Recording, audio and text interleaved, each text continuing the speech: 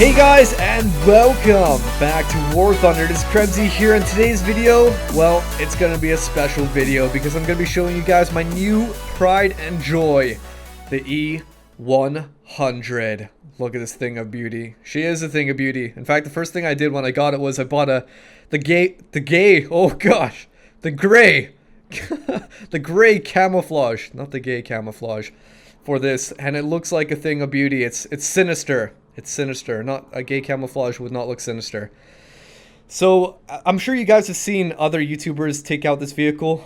They are larger YouTubers, so they were given test drives for a few days of it. But you know, Gaijin really wanted to make this exclusive, and so there's been tournaments going on, and the first tournament came to a close yesterday, and the top 150 of that tournament were awarded this vehicle, and I was in that top 150, and so here I am with my permanent E-100. This is no test drive, it's permanently in my hangar. So what we're going to be doing is doing a quick look at it, and then we're going to go out in some gameplay, both in realistic battles and arcade battles, to show you what it's actually like on the battlefield. So what is the E-100 like? Well, if you're the owner of a mouse, then you pretty much know what the E-100 is going to be like.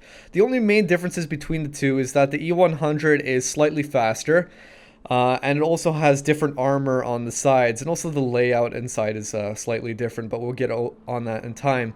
So the most notable differences is it's faster. Check this out. It has a top speed of 40 kilometers per hour as opposed to 20.7 on the mouse. However, although its top speed is 40 kilometers per hour, I don't think I've ever reached 40 kilometers per hour, to be honest with you guys. The highest I've ever gone was maybe 30. So you will never get as high as 40. That just won't happen, guys, unless you're going down some sort of incredible slope. Now, the armor on the side is actually kind of unique. It has sort of side skirts. Let's take a look here. It's these sort of side skirts, about 75 millimeters thick, and also has this underbody over here that's about 120 millimeters thick. So as you can imagine, straight on, you've got about 80 millimeters, and then also that 120, making that about effective thickness of about 200 millimeters. Thing is, these are side skirts and they can actually be blown off. So I've had actually instances where the ZSU, where is it? I need the exact nomination here. The ZSU's 57-2 was actually able to blow off the side skirts and actually penetrate me through the side and actually kill me. So, you know, that's an infamous vehicle, the ZSU, and he was actually able to finish me off.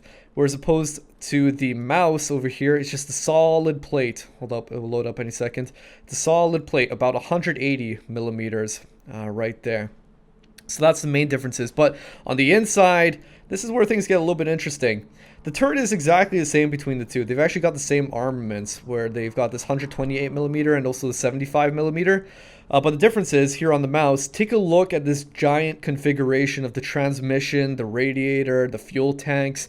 I mean, look how big those fuel tanks are. They're absolutely massive, aren't they? Now, take a look at the E-100, all right? You kind of wonder what happened to the engine and the transmission and all the fuel tanks. The fuel tanks are these little things, these little drums here. And I'm not sure if I would call that an engine. I think I'd call that a putter. A putterer. That's it's a lot smaller than the mouse, that's for sure. But you can tell there's a difference between the engine powers. This has approximately 1,241 horsepower as opposed to the mouse's 1,655. So there is an obvious difference between the two. But in terms of the armaments, as I said, they basically have the same sort of turret, the same sort of guns mounted, same sort of reloading speeds. So exactly the same as the mouse. If you use the mouse, then you know exactly what this is going to be like.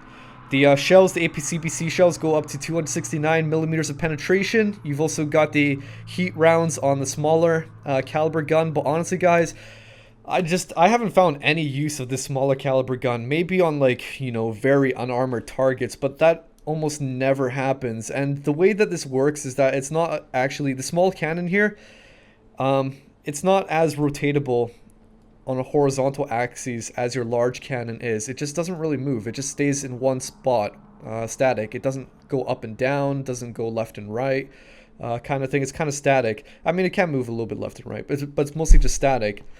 And it becomes very hard to aim at enemies. So honestly, I've been sort of tempted to just take out all my ammunition on these heat rounds, because if anything, You know, carrying less ammunition will just mean that it's harder for me to blow up. And since the 75 is doing nothing, I might as well just not carry any ammunition. But at the moment, I'm carrying around 5 just in case, you know, if something ever happens, if somebody gets close up to me and they're a lightly armored vehicle, an SPAA, or a lower tier vehicle, maybe then I can do some work. But, you know, it's just, it is hard. It is hard to say the least. But anyway, guys, you know, 6 crew members inside gives a decent amount of survivability. Chances are if this vehicle ends up dying, it's pretty much the same reason as the mouse. It's because of it getting hit into the turret.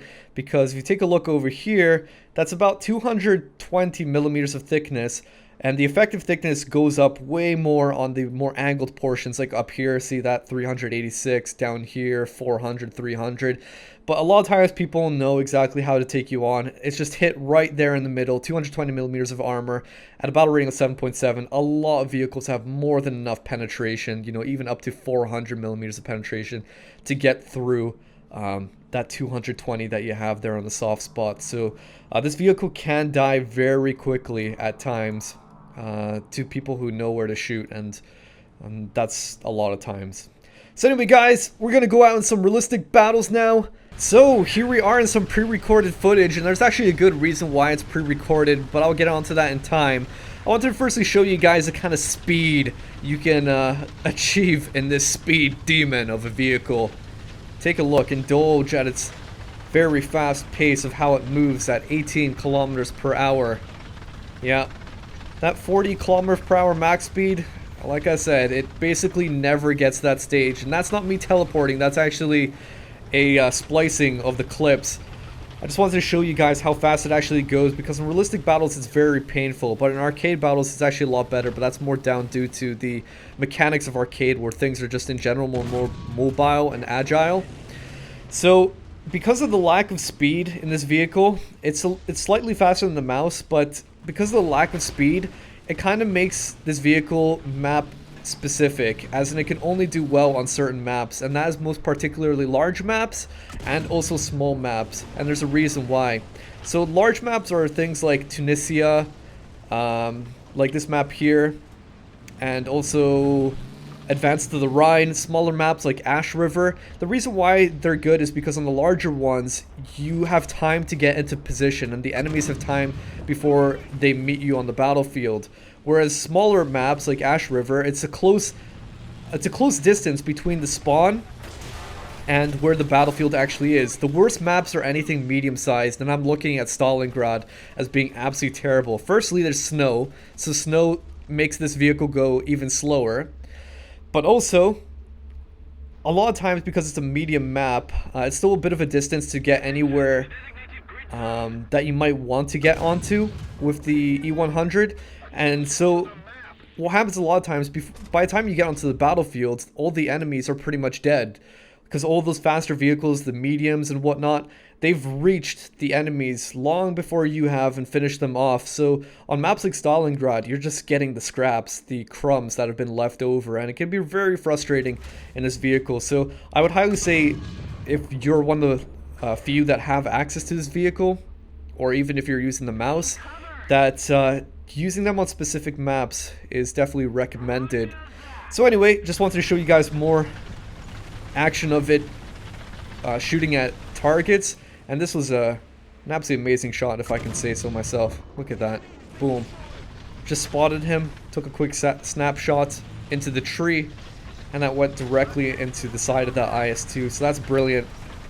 Now, just seeing this smoke coming out from behind the rock, so I decided, hey, I might as well go check that out.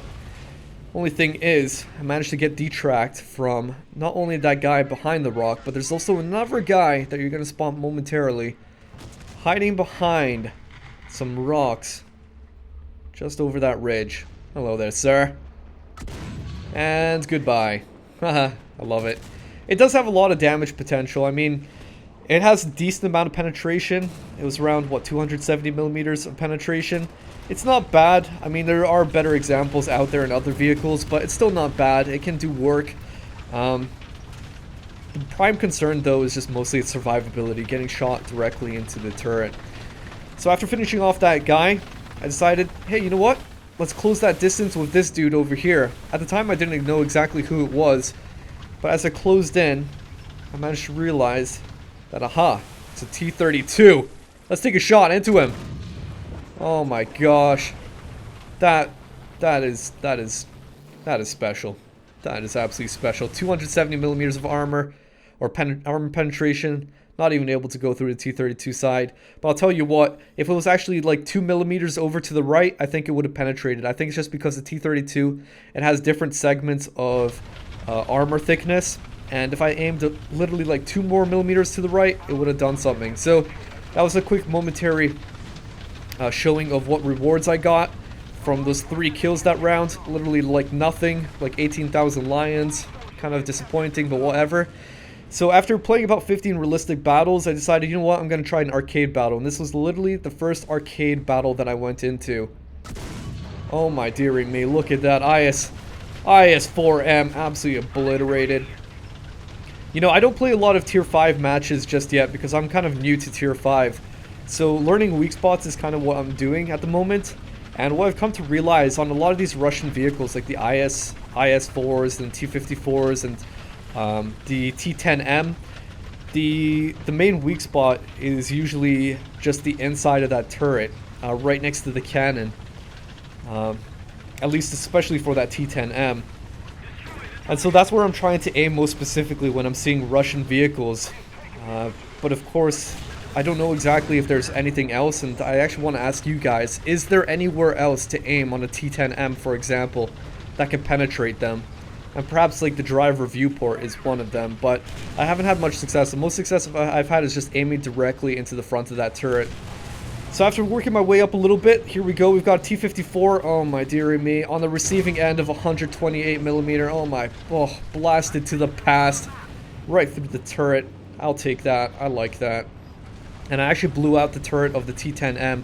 So he has a banana peel kind of cannon at the moment. And so he really can't do work. Oh, look at this. IS-3 right on the side, right into the side of his turret, and it did absolutely nothing. Oh man, I don't know if I should be facepalming because that's something that should be expected, or if that was bullshit.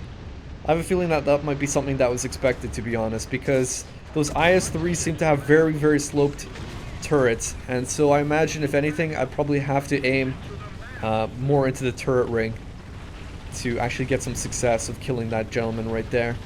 So the IS-3 got taken out, and now that leaves that T-10M backing off behind the corner here.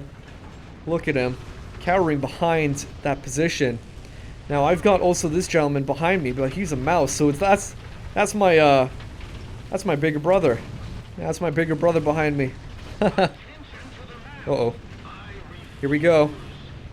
I wanted to go right in for the inside of that turret. Ah! It's not enough. It's not enough. I think the way that he was angling his turret actually just made it really awkward. There we go. There's my bigger brother getting the kill. I actually wonder where he penetrated the T-10M. Probably on the inside of the turret, I imagine. So now we've got 2 more enemies. An M103, and if I've seen that right, I think that was another T-10M. So, gotta be really careful here. Like I said, that survivability is an issue. And what's really important in these kind of vehicles, like the Mouse and the E-100, is angling. Not only angling your hull armor, but also, most importantly, your turret. So if an enemy is going to be pointing towards myself, you'll often see me actually angling my turret away from them when they're about to shoot, so that I have the greatest chance of them bouncing and not penetrating that weak spot on the front of my turret. So that's the M103 gone. Nice side shot right on into him. Specifically didn't want to go for a bomber because, well, first off, I wanted to show you guys this vehicle just in action rather than taking out bombers. But also, I'm not in an absolutely fantastic position here. So let's move up a little bit more. And I can see stuff on the map. Obviously cautious of that T-10M. I can see somebody just directly behind these blown out buildings. And I want to go in and maybe get a really nice side shot or back shot into him. But I'm afraid of that T-10M and also anyone else that might spawn in from the enemy spawn point, which is very nearby. Uh-oh. Leopard 1, here we go! Oh! It did nothing. He shot into my cannon breach. It actually made me misfire, but that's fine. because he wanted more, I can just aim directly into the Leopard. Leopards are very easy to take out, especially with a vehicle like mine. Oh my dear me. Look at that action. Buildings crumbling around me. Planes suiciding into the ground. My god. Just amazing how much of a difference realistic battles and arcade battles actually is, isn't it? Very big difference. Realistic battles is just a lot slower paced. You know, once in a blue moon you find an enemy, especially if you're using a slow vehicle like the E-100. Arcade, man, it's like a scene out of Die Hard. Alright, so moving on up towards the spawn point here. I want to take a shot at the T-10M right on the inside of his turret. Oh! Why did it go over? It looked like I was aiming at the right place. But for some reason, maybe that was the gun dispersion. I'm not sure exactly. It went right over his tank. Or right on top of his turret. And so I had to back off because I needed to let my IS-2 comrade not die. I don't want to be, you know... I don't want to be mean and block him in there. I don't want to be mean. I don't want to be mean. Let's be nice, guys. Let's be nice to our teammates. I still haven't actually gotten killed in realistic battles from a teammate yet using the E-100, so I'm actually impressed by that. I used the E-100 maybe 15 or 20 games. Still haven't been killed in a team kill. So here we go. We've got a mouse on the side. Let's take a shot. Oh! God damn it, Krebs. I knew exactly where to shoot, and that was not exactly on the inside of his turret, but just on the flat part on the front. And when I look at that now in this recording, it's kind of a facepalm, because I was intentionally trying to aim for that weak spot, but obviously I messed up on my aim. So let's see if we can get this gentleman here. Nice. Right exactly where the T-10M needs to be shot. And that was with my damaged crew members inside and a weakened turret ring. So I was happy with that. What else? What else do we got? The match is just about over here, but oh no! Hug him! Hug him! I'm not going to be able to kill him because he's got invincibility. Ah, that sucks.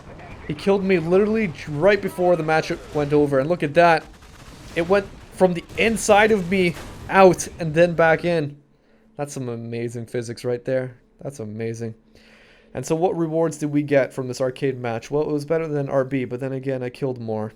And I came first place. So, there we go, guys. That is some E-100 action for you. And absolutely, it's a nice tank, but I would say it's better, much better. Oh, much better in arcade than it is realistic. In realistic, honestly, the speed is such a limiter on this vehicle that it's just not fun to play and kind of boring in a way. Because by the time you get on the battlefield, a lot of times the enemies are all dead and all you've got is scrap left. And a lot of times people know exactly where to shoot you, and that's directly into your turret.